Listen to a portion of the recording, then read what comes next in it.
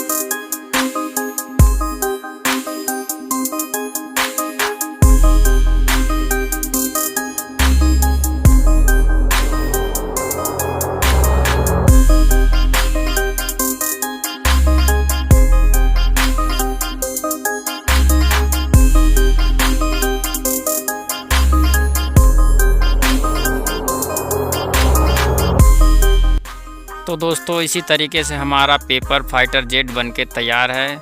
यदि दोस्तों आपको ये वीडियो अच्छा लगा हो तो लाइक एवं सब्सक्राइब ज़रूर करें।